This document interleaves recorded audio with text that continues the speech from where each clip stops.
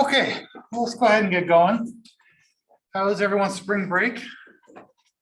Feel rested? Yeah, lots of nods, yes, I don't believe you. I feel like everyone is tired and not ready to get back to school today, me included. What'd you guys think of the midterm? Any problems, any questions about the midterm? Okay, I have it up here. I don't normally pass them back, but if you come to me in a break or after class, I'll be happy to give you yours. The reason I don't pass them back is because we're done with this content. The final won't have anything from this, so there's nothing you need to learn off this. The only thing that might be helpful to you is that you can see how I graded it, like because with the answers that require some thought, you can get up to full points or partial points. You can maybe see how I did that. That might be helpful for you. So anyway, if you want it back, see me at break or after class, or see me on Thursday. At the end of the week, I'm just going to toss out what I have left. Let's talk about the midterm for a second.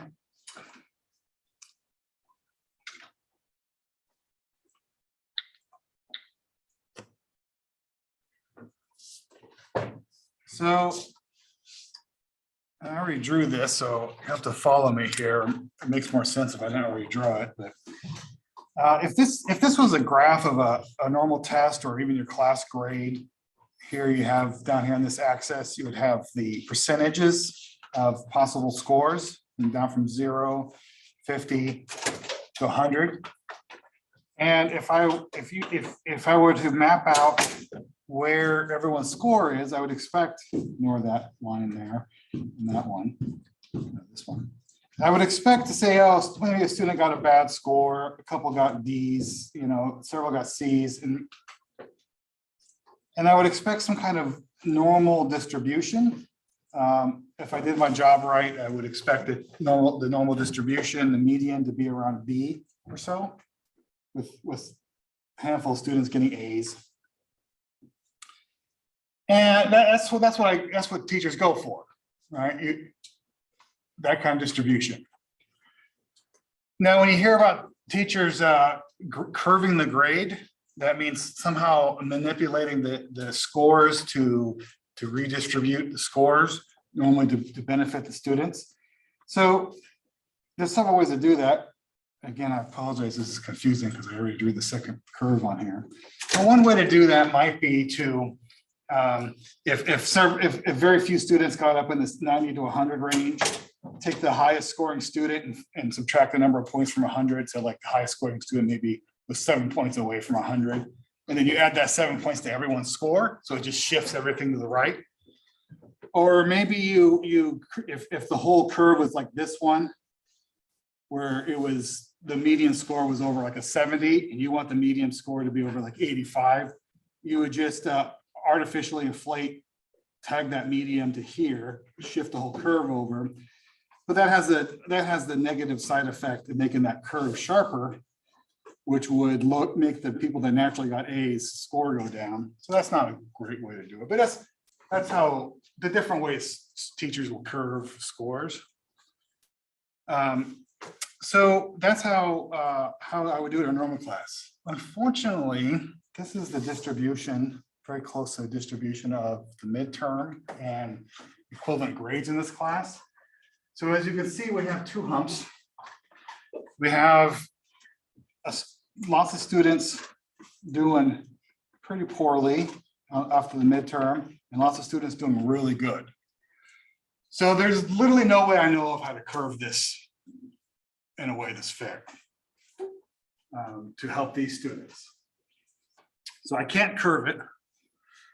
The other thing I was thinking about is offering some kind of extra credit, and I have an extra credit assignment I like that I normally do. Write an essay, and that allows people that aren't very good with math to explain their understanding the concepts verbally. The problem is when we have such a low distribution here, I don't want to distract these students who are already struggling to keep up. I don't want to distract them with an extra assignment. So I thought of a way I think I could help help these students catch up. So what I'm going to do is on the final, presuming that everyone, if you want to take advantage of this, turn in all the practice problems this second half of the class. And if you turn all the practice problems in, then what I'll do is take the score you get on the final, and I'll subtract the score you got in the midterm and find the difference. And then I'll give half that back as pure extra credit on your grade. So if on the midterm you got 50%, and on the final you get 70%, that's a difference of 20, right? I'll have that 10 and give you 10 pure extra credit points. I don't mean 10 points to the final, because the final is only worth 20% of your grade, so that doesn't really help a lot. I mean 10 extra points to your grade, or whatever your difference, half of your difference is. So what I expect is if you have moderate improvement, you'll be able to raise your grade about a half a whole grade from a B- to a B+. And if you have a grade improvement, I expect a whole letter grade to boost your final grade. All right, so that allows these people to if you're struggling here, just focus on the course materials, focus on that final, and you'll be able to really boost up your grade. And the other reason why this works is that everything we learned in the first half of this class is done. We're starting new today in the sense of all this material is new. It doesn't build on what we did before. The general concepts kind of do, but you're not going to be tested on anything from before. So if you feel like you're not here, you feel like you're not quite getting it, don't worry. Today's starting new. Focus on today and doing well on that final from the material starting this week. Does anybody have any questions about what I'm talking about? Yeah. Are you still going to drop our lowest score, or I will still drop the lowest. I will still drop the lowest quiz score. Yeah, to make, because I know some people missed it and stuff. So I'll still drop at least one lowest score and maybe two, depending on what the total situation is. Yeah. should we still do extra credit? No. Yeah, and the reason why I would other semesters I would still offer it. This semester it's just tough for everyone, and I don't want to offer something that's going to make people that are just struggling to get by have an extra thing. These students need it. They're struggling. I don't want them to have an extra assignment that they're not going to be able to take advantage of, and it's going to distract them. But I think my proposal is pretty fair. I think it's pretty generous. I think it'll help most people more than extra credit. I mean, who wants to write a big paper? You do? Yeah. I'll let you do it for free, for no credit, and you can just impress me with. No, I just want extra credit. Okay, well, that's that. Okay, who is anybody expecting to do a presentation today? And what was your name? Ethan? Did you upload it? I did. Yeah. Did you also email me? Yeah, I sent it to you like yesterday. Hold on, Ethan. Let me make sure I have it handy.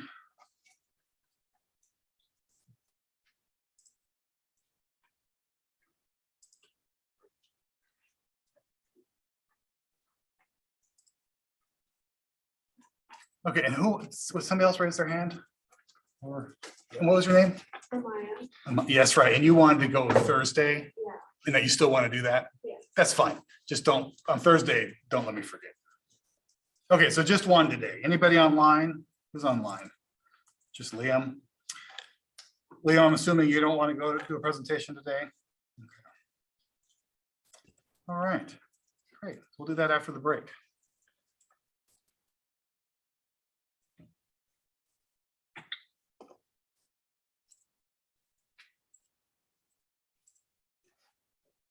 All right, so let's get into chapter 11. So this one's called income and expenditure, but what this might as well be is the best chapter of your life.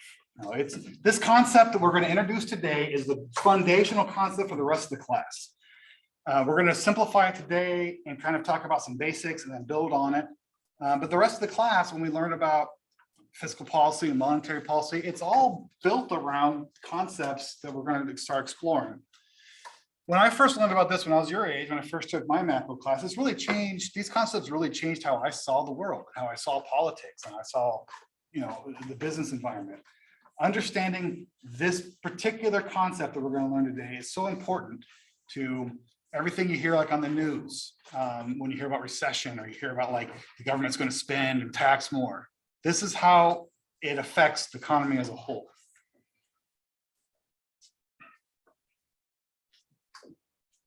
Okay, so what we're talking about is the multiplier.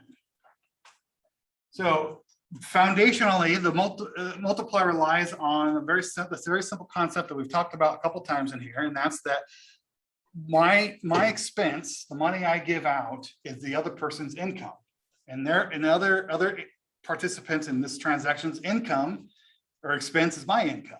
Right? So my company's,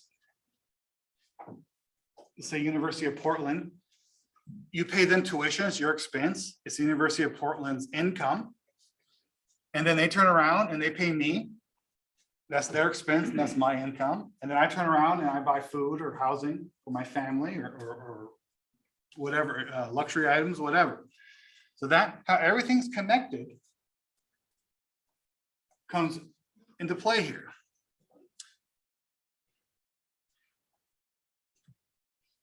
So one of the examples we're going to be doing the next couple of slides here is if there's going to be extra spending in our economy, let's say of 100 billion, let's say it's like a aggregate construction. So this year in total, all firms will spend 100 billion in extra construction. So maybe one firm is building a factory, maybe some state's building a new freeway, but there's this 100 billion in construction. That's the example we're going off of here. Okay, so before we get into this model, let's talk about some of the assumptions we're making to make this make sense. So we're assuming that all producers are willing to supply more output at a fixed price. What does that mean? Well, that means we're assuming that if there's demand at a price for more whatever product, producers will make that product. So what we're ignoring here is the fact that there's no change in prices. So we've already learned that changing in demand will change prices. We're ignoring that. We're just saying that prices are going to be fixed, and as long as prices are fixed, producers are always willing to make more to satisfy demand. We're also going to ignore interest rates for this moment, and we're going to ignore government spending and taxes. And we're going to ignore exports and imports. Now we'll start adding this stuff back in, but just for the most basic, simple version of this model, prices aren't going to change, and producers will always want to make more and sell more at the same price. We're ignoring interest rates, we're ignoring government spending and taxes, and we're ignoring exports and imports. So with those base assumptions, let's talk about the MPC. The MPC is the marginal propensity to consume. So there's only two things you can do with money. Only two things anybody can do with money. You can spend it or you can save it. So your marginal propensity to consume is how much of any additional dollar you get are you spending, and how much are you saving? And so let's break it apart a little bit. So it's marginal, right? So remember, marginal is the main focus of economics. It's examining the one more, the marginal, the limits, the one more, the change. So we're talking about the marginal propensity, and we're talking about consumption, not savings. So we figured it out by looking at the change in consumer spending over the change in disposable income, right? And this is the delta. So if you don't already know, delta is the symbol that's often symbolizes change. So for every change in your disposable income, what percentage of that is your changing in consumer spending? So if your consumer spending goes up by $6 and your disposable income goes up by 10, your MPC is 0.6.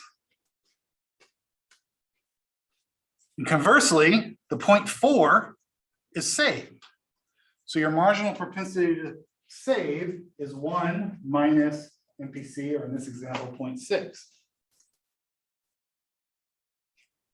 So if this was true for me, for every additional dollar that I get, this disposable that I could do something with, I would spend 60 cents of that, and I would save 40 cents of that.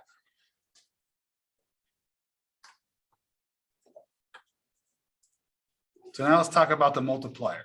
So if we understand that everyone will spend so much of the extra money they get, and we understand that my expense is your income and your income is my expense, then what we can see is how much of an effect that transitioning money from my expense to your income boosts the economy.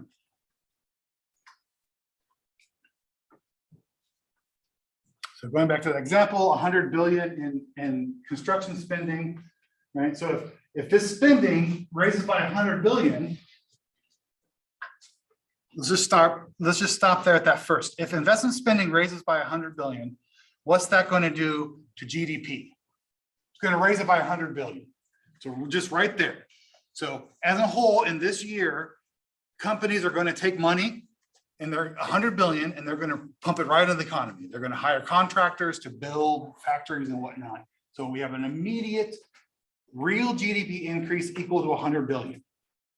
And we're talking about real, right? Not nominal. Remember, nominal is including inflation. Real is what's happening in real time. We're talking about inflation. So there's no inflation. We're talking about what's happening this year at this moment. It's all real. It's not nominal. It's not nominal until inflation happens next year. So the initial spend is 100 billion added to GDP. But here's the thing is that 100 billion, these companies are paying to contractors and vendors and whoever else buying all these products they're spending. Those companies turn around and they pay their workers, or they buy stuff for their family, or they buy new cars. So X amount of that 100 billion is also getting put back into the economy. And it's getting put back in the economy at the rate of the MPC.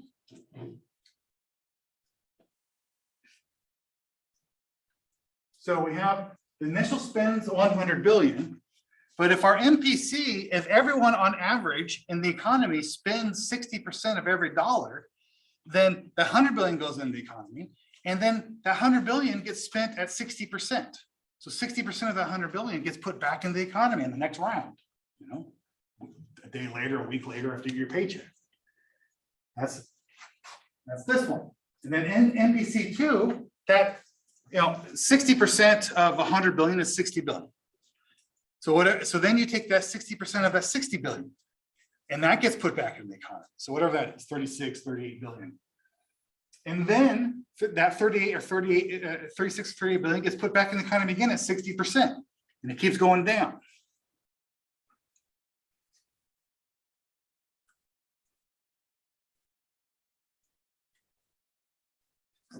So of this 100 billion spent at an MPC of 6, we can see that the real GDP would be the total of the first 100 billion, right, 1, plus the amount of that first round at 60% of 100 billion, plus that round of 60% of this 60%, plus that round, it's diminishing. This will go on in infinity, but it'll get down to a certain point where it's 60% of a penny. And we cut it off. But after X amount of rounds, you'll have the total impact to the economy. Now we can go do that. And when I learned economics, we had to do homework problems where they gave us like these numbers and we go, oh, for round 1 is this much, and round 2 we had to like write out like 30 rounds of it. It was boring. I'm hoping you guys just get the concept here. But at the end, until you get to such a diminished amount that's not worth adding, you'll get the real effect on GDP from a single spend. Or you can just use the formula here. So this formula is the real GDP, increase in real GDP equals 1 over 1 minus MPC times the 100 billion, which was our initial spend.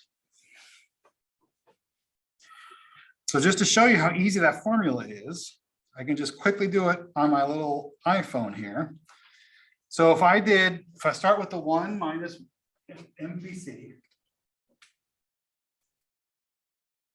1 minus, and we'll say 0.6 is the example, is 0.4. So if we take the 1 divided by 0.4, come up with 2.5 times this 100 billion, 250 billion. So if this year we have 100 billion in extra spending at an MPC of 0.6, the real effect, the real rise in GDP is 250 billion. So think about that for a second. That's mind blowing if you think about it. If I spend 100 billion in this economy, the actual real effect to our aggregate economy, our aggregate wealth is 250 billion.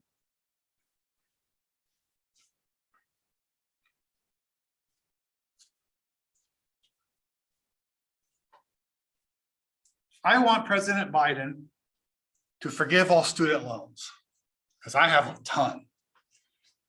I want them to go away. So it's like a 1.5 trillion or 2 trillion, I don't know, some enormous number.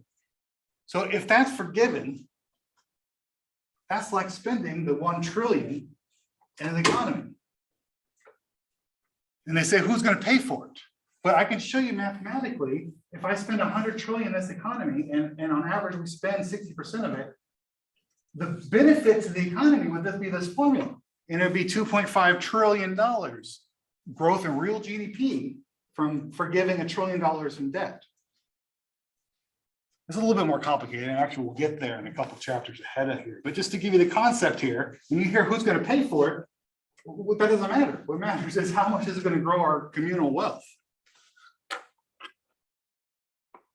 So let's get a little bit more into the math.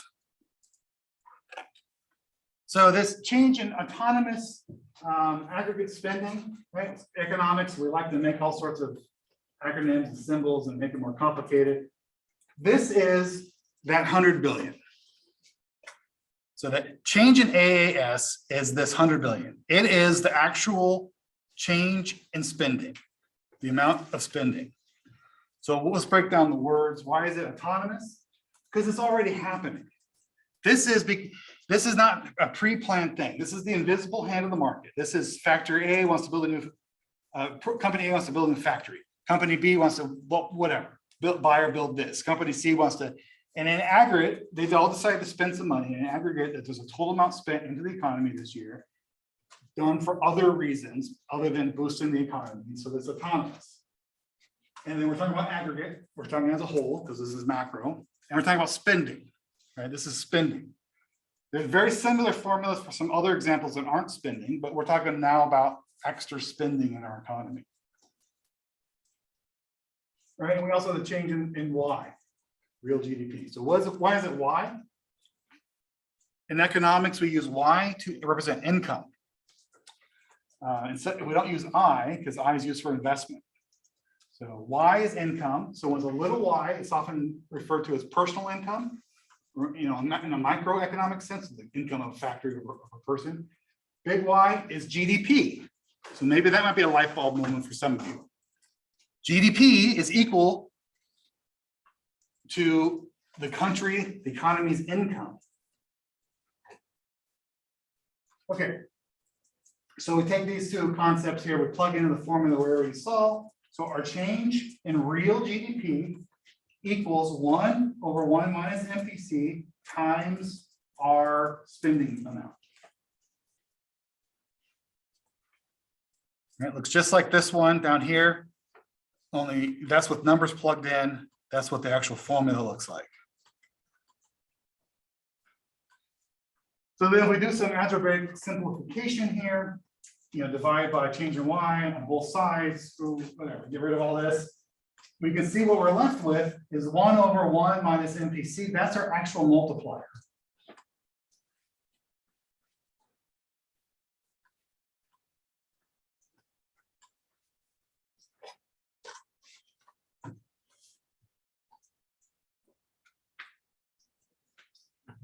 So if we mess around with some different multipliers, we can see how much spending affects real GDP growth.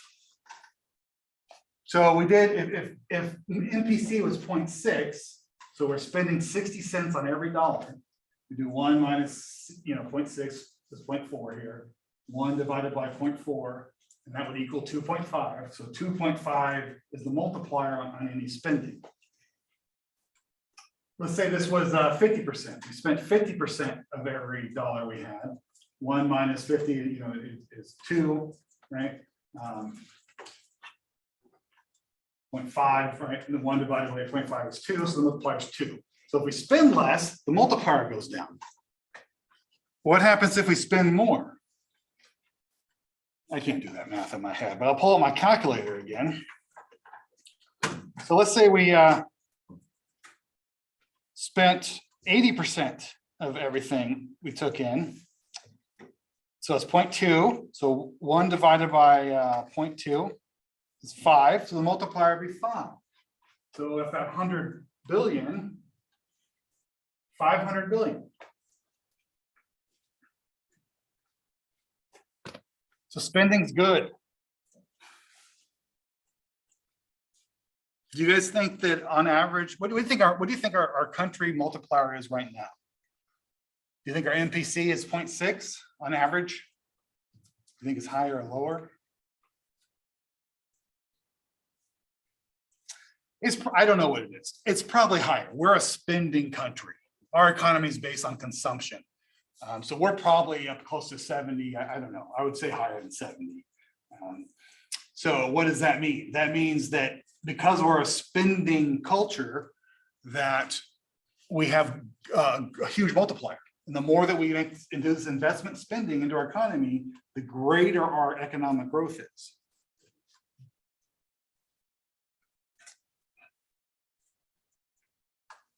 Sorry, guys, just give me a second here. My dad's in the hospital and my phone's blowing up. I just need to make sure that there isn't something going on.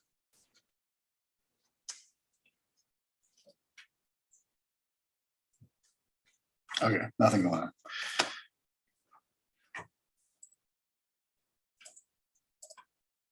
Okay, now let's shift away from the multiplier. Again, we're going to keep building on that multiplier concept. But let's talk a little bit more about consumer spending. So we're all spenders, we're all consumers, and why we choose what we choose is for different reasons.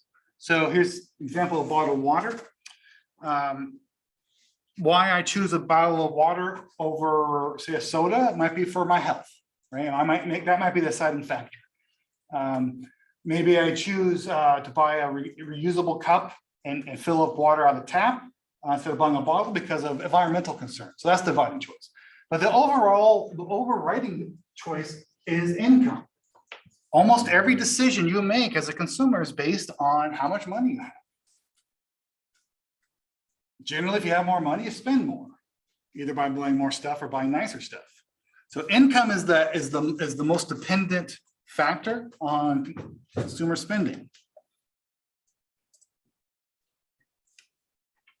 So what we can see here, if we kind of map this out a little bit, current disposable income, consumer spending. So you can see in this data set, if you have 160 income, you might be spending 120,000 of that.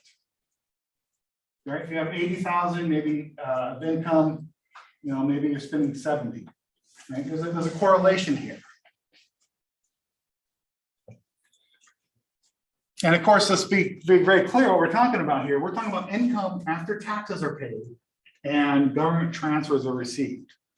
So this disposable income here of 160, this is after taxes. So this person's income is probably 200,000 or so, and they're paying 40,000, maybe 50,000 in taxes.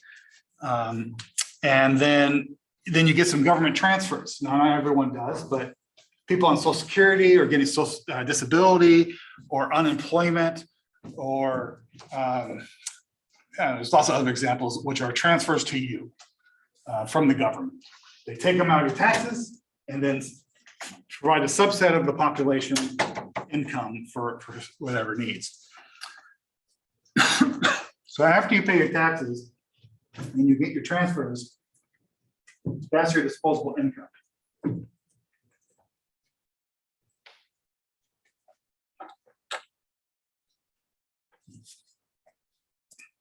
So we can map that out. I mean, you can start to see this is kind of mapped out here. But let's look at the math to map it out. So there's a function, it's called the consumption function.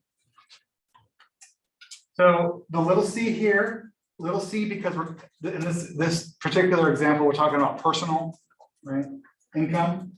If it was a big C, then we're talking about aggregate. The little c means personal. So my personal consumption function would be my A, which is autonomous consumer spending, plus my MPC times my disposable income, right? So that's that Y thing again. Little y means my income, D for disposable. So we already did the MPC number. So if my MPC personally is 0.6 and my income is 100,000, right? Then we get 60,000 here. And then that's added on to my autonomous consumer spending. Well, what's autonomous consumer spending? That's what I'd have to spend no matter what. If I had zero disposable income, I would still have to spend money to live, buy food, pay rent. Right, so that's not disposable. The bare minimum I spend to survive is A. And if I don't have income to cover that, that's the kind of money that I would borrow or that my parents would give me or whatever. So here's how this looks graphed out. It's like this. So it is just a graph. Down here, household current disposable income, up here, consumer spending. It intersects here at the minimum I need to live. There's nothing disposable below this. Every dollar I have, whether I get it from income or borrowing or whatever, at this point is not disposable. This is to pay rent and ramen, the bare minimum I need to survive. And then my consumption function is starting at this point, and it goes up by the slope, which is MPC.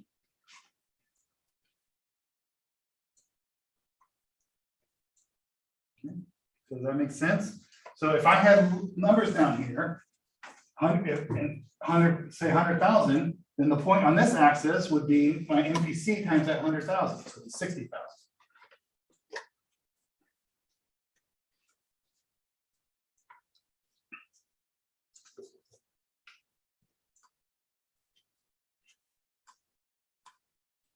How do different, so this is just household income. So how do different households would impact here? So as a student, your autonomous income level is probably lower than mine. If you're living at home with parents, you're not paying rent and you're just like paying for, car insurance and food. It's going to be down here. Mine might be up here because I have a big house and I have I have a household of 5. So I'm spending more bare minimum to live. But then how does it affect the slope? If you're a student, you might have less required expenses, but you have less income. So your disposable income, every dollar you get in, you're probably spending almost all of it. You're probably not building up a savings account, putting money in stocks or whatever. So the slope, your MPC is going to be a lot steeper.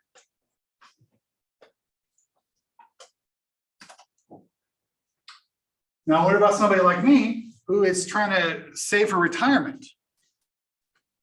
So I'm spending less to save more. So my slope, it might start here, but it's going to be lower because I'm putting more in savings. Versus somebody like my parents who knows what they're up here, but they've already saved for retirement. So, and they want to travel and stuff. So every dollar they have as income is spending to live a luxurious life. So there might be like this.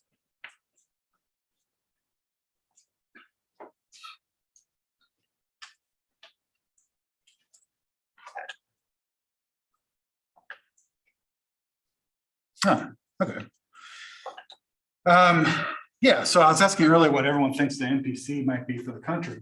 And here's what it is up till 2015. So in 2015, the United States marginal propensity to consume on average was 0.67.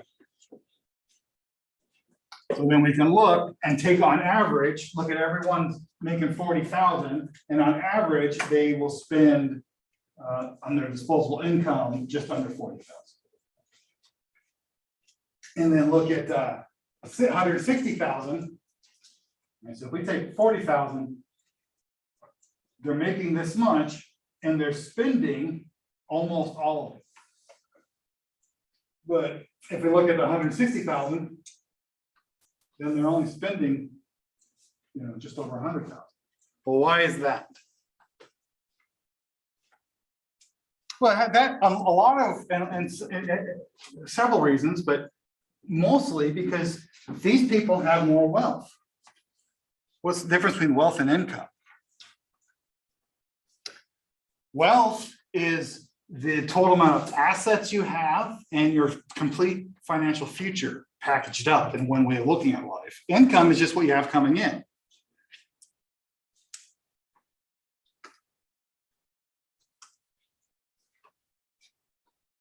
So if I don't have much saved for retirement and I just bought a house and I have a huge mortgage, I don't have much wealth. So even if I have a high income, say a high income here, I'm packing a lot of that away to savings, and I'm packing a lot of that way to my mortgage, right? So I don't have a lot of income to go out and spend and consume. But if they're my parents who paid off their house, they can spend every dollar. They have more wealth. They can spend more of their consumption. You have two people equal age. Maybe one went to college and one didn't, and they both make 100,000. The one that didn't go to college doesn't have student loans to pay back, so they have more wealth.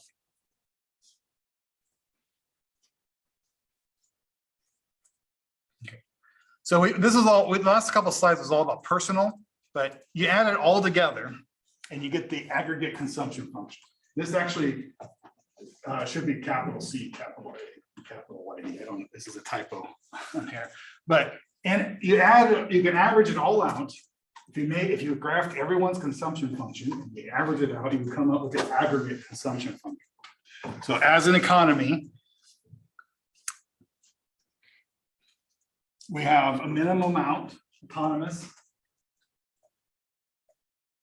spending, and then we have a national MPC and a national real GDP.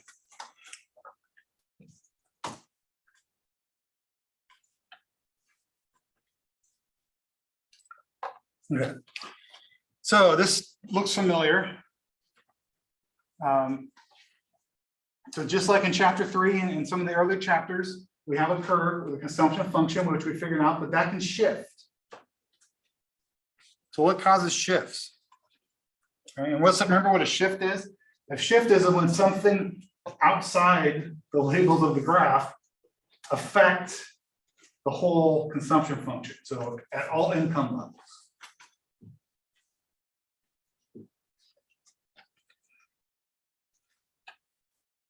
So what are those things? Well, one of the biggest things is changes in expected future disposable income.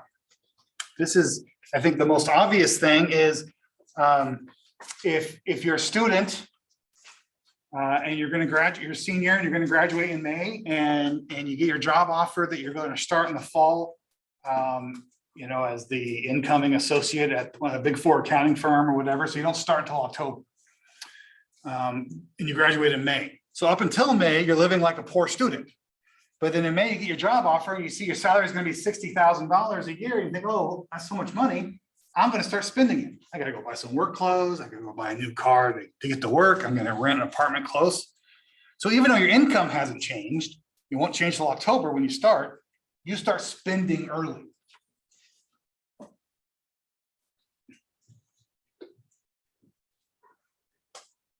And this happens everywhere. So this is not just like I'm expecting a promotion or a raise. This is, I'm expecting the economy to keep heating up this year. So I'm going to spend more. Okay, what about changes in aggregate wealth? So we kind of already talked about what wealth is. So what happened in the Great Recession is that people that are homeowners thought were so wealthy because their home had this theoretical value of like $1 million. I can refinance it and pull this cash out, or I can sell it. And I bought it for 100,000. I can sell it for $1 million. I'm so wealthy, so I'm going to go spend so much. And then the economy crashed, and the housing prices got wiped out. And even though it's all theoretical, they don't owe less or owe more. Or they don't actually have any wealth.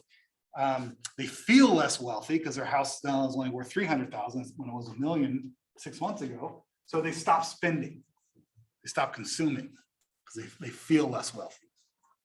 It's happening right now in the stock market. My portfolio is worth exactly half of where it was 3 months ago. So I feel less wealthy. So I check my stocks, even though I haven't lost any money. You don't lose money in the stock market until you sell. I feel less wealthy, so I'm going to spend less. Right? So let's look at some real world data of these shifts. So the Great Depression, World War II, and then after World War II.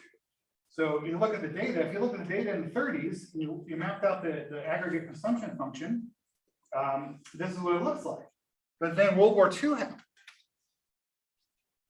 And in World War II, we put our economy at full speed ahead. Women went into the workforce to make bombs and whatnot. And everyone's fully employed. And then we bombed out the rest of the world. So after World War II, the US had the biggest economy in the world because no one else could make anything. There's no factories except here. So what happened is at every price level, people started spending more. So the whole consumption function shifted up.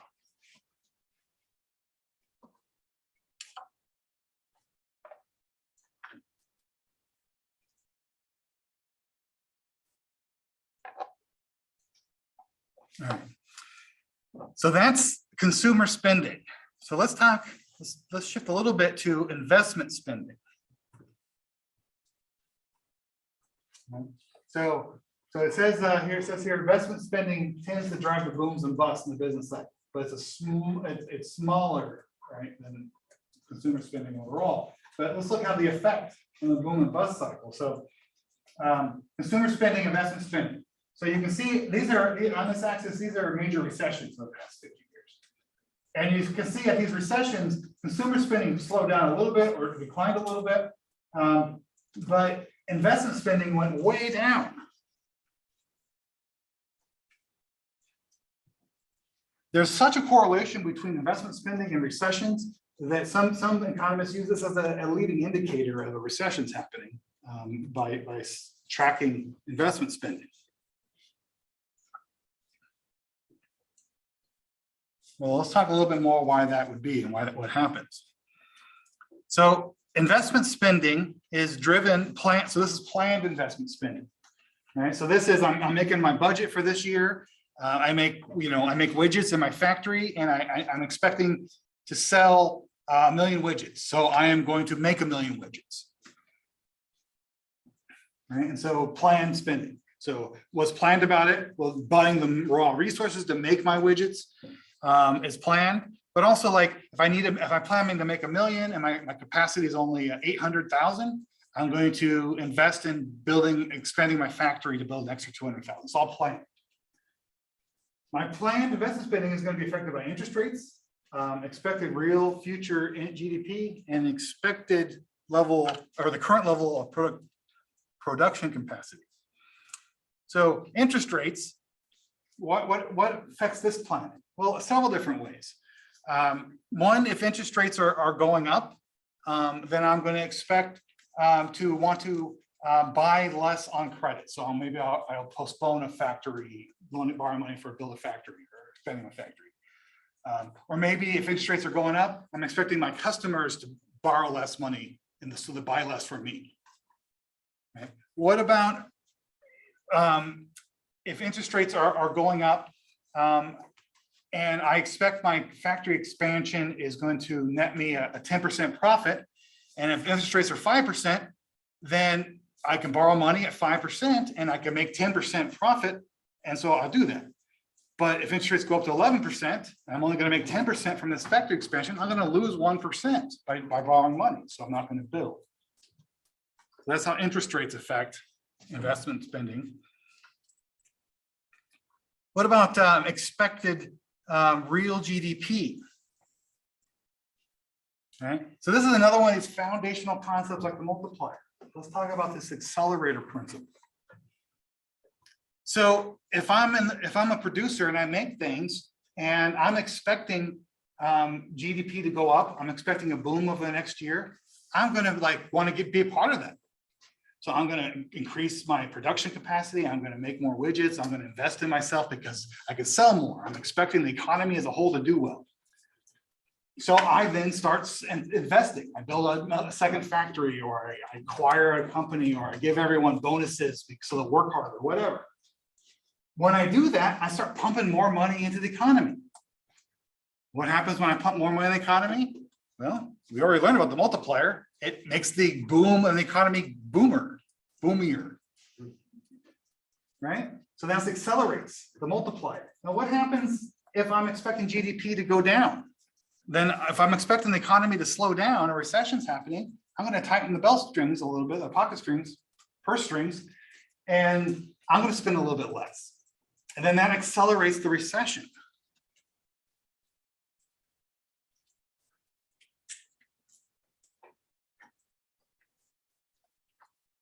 So consumer spending is the multiplier. It multiplies GDP growth, and investment spending accelerates whatever direction it's going. If it's going up, it accelerates the going up.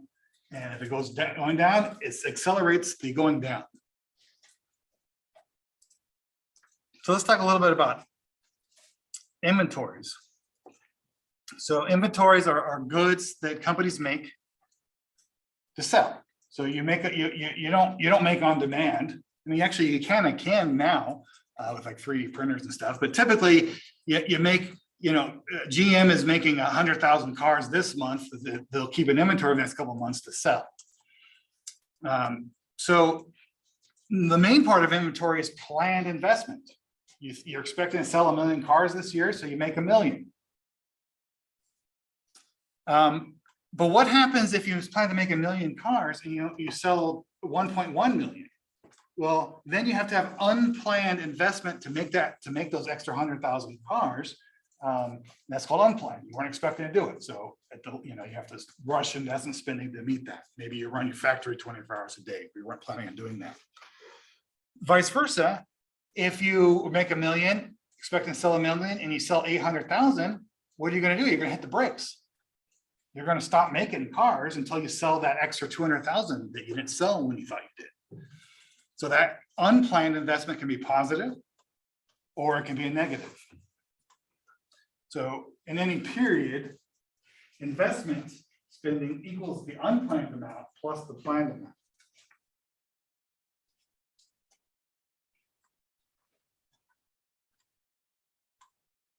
Okay, I think we'll end it there. When we come back on Thursday, we'll pick up at this point and then get into the math of it all.